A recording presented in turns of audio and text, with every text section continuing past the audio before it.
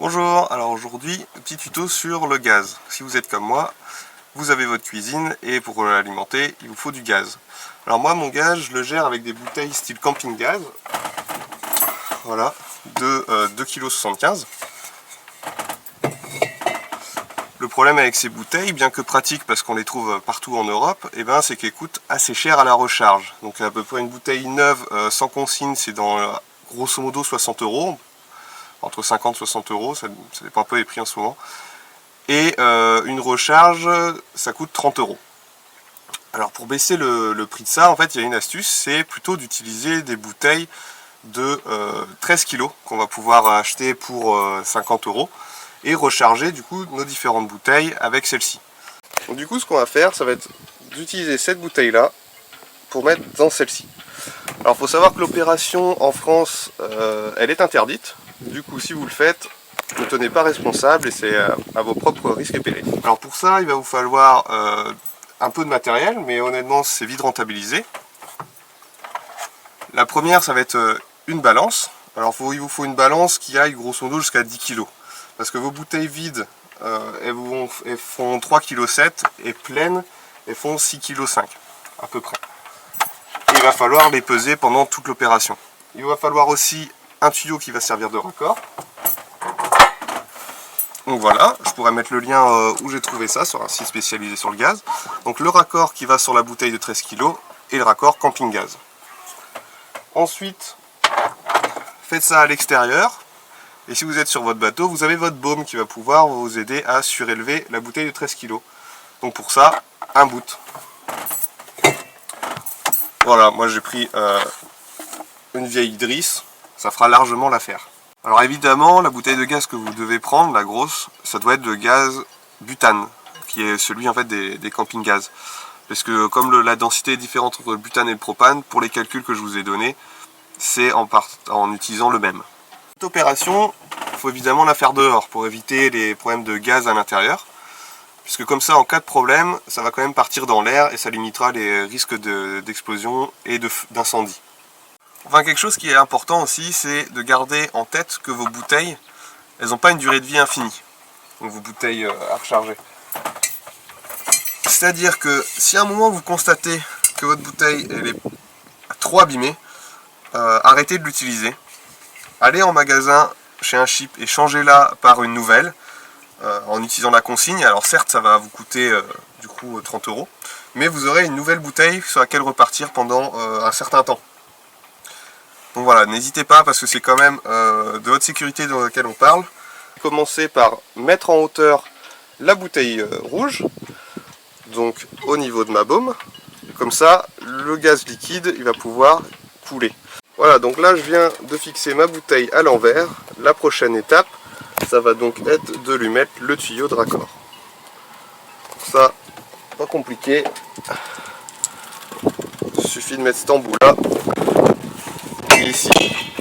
Ensuite à l'autre bout, on mettra la bouteille là, mais dans un premier temps, il va falloir purger l'air du tuyau.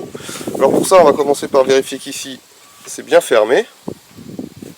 Là, c'est le cas. On va pouvoir ouvrir ici. Voilà. Hop. Et maintenant, là, alors il faut faire très attention parce que du coup, le gaz va être liquide, donc extrêmement froid. Et donc quand on va purger, il faut faire attention de ne pas s'en mettre sur les mains. Ou sur toute autre partie de la peau.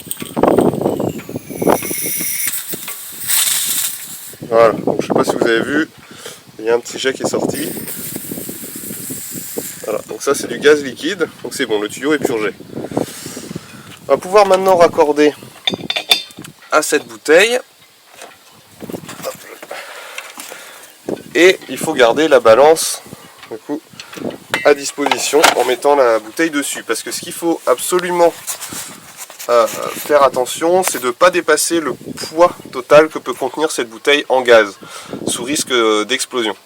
Alors pour ça, moi ce que j'ai fait, c'est que j'ai commencé par peser toutes mes bouteilles à vide, regarder leur contenance et mis le poids plein. Alors les bouteilles camping gaz comme ça de 2,75 kg, à vide elles font 3,7 kg et du coup pleine 6,450 kg. Donc moi pour éviter les problèmes, je vais arriver à 6 kg maximum. Comme ça je suis sûr de ne pas avoir une bouteille trop pleine et limiter les risques du coup les différents risques. Sachant que des bouteilles, j'en ai un petit paquet. Voilà, donc là tout mon système est relié. J'ai mis à 0 la balance et il n'y a plus qu'à ouvrir et à attendre. Voilà, donc là on voit que ça se remplit doucement et du coup faut pas dépasser 2,7 kg. Ce qui se passe quand on recharge ces bouteilles de cette façon, c'est que le gaz donc à l'intérieur il est sous pression et liquide, et du coup en mettant la tête à l'envers, le liquide reste vers le bas. Ici du coup il va dans le tuyau et par gravité il arrive dans cette bouteille là. Arrivé ici par contre le gaz va avoir tendance à se dilater et donc chauffer. Ce qui fait que plus vous allez avoir de gaz à l'intérieur de cette bouteille, moins il va avoir envie d'y aller. Donc ce que vous pouvez faire, c'est qu'en cours de remplissage, vous pouvez stopper. C'est pour ça que c'est important de peser votre bouteille avant à vide et mettre cette bouteille au frais. Alors pour ça, c'est pas compliqué. Vous l'attachez à un bout et vous la balancez à l'eau. Vous la laissez comme ça 5-10 minutes. Pendant ce temps-là, vous en commencez à en remplir une deuxième et vous revenez sur votre première. Ça permettra donc de remplir un peu plus rapidement la bouteille. C'est notamment vrai l'été, où en plus avec le soleil, la bouteille là va avoir tendance à chauffer davantage. Donc voilà, donc c'est une astuce. Une autre astuce que vous pouvez faire, c'est de mettre la bouteille dans un seau d'eau tout simplement. Bon là je le fais pas parce que la température ne le nécessite pas. Le seul souci avec ça, c'est que vous ne pouvez pas surveiller en temps réel l'avancement du remplissage de votre bouteille. Donc faites attention à ne pas les sur-remplir. Et si c'est le cas, si jamais votre bouteille est trop remplie, il faut absolument enlever l'excédent. Donc pour ça, vous branchez ce tuyau là, rien au bout, ici, donc vous le débranchez, et vous ouvrez. Il faut vraiment enlever, sinon votre bouteille risque d'exploser. Alors pourquoi je fonctionne comme ça? Eh bien il y a différentes raisons. La première c'est tout simplement en termes de budget. Donc une bouteille de 13 kg, vous l'achetez, vous pouvez la vider dans la journée, ça vous coûte 50 €, vous récupérez votre caution. Et vous pouvez la vider dans 5 bouteilles à gaz de 2,75 kg. Un petit peu moins, 4,7 kg. Ce qui vous fait une économie directe, donc en partant du principe que la recharge de bouteille de gaz vous coûte 30 €, 91 €. Moi avec une bouteille de 13 kg, je tiens à peu près 6 mois. Donc ça fait quand même 200 € par an d'économiser, sachant que le budget initial donc pour avoir le tuyau de raccord, c'est à peu près 15 €. Donc autant dire que c'est extrêmement vite rentabilisé. En plus de ça, si vous voyagez, les bouteilles de gaz n'ont pas les mêmes raccords suivant les pays. Donc ce qui permet, ce que vous pouvez faire, c'est avoir vos bouteilles de gaz fixes, comme moi, donc les camping gaz à bord, et les recharger ensuite avec différentes bouteilles de types différents, en ayant les raccords qui vont bien juste pour recharger. Au lieu d'avoir du coup votre bouteille de gaz que vous achetez dans un pays, et 6 mois après vous la videz, vous ne pouvez pas récupérer votre consigne, etc. Là vous pouvez l'acheter, la vider dans la journée, récupérer votre consigne.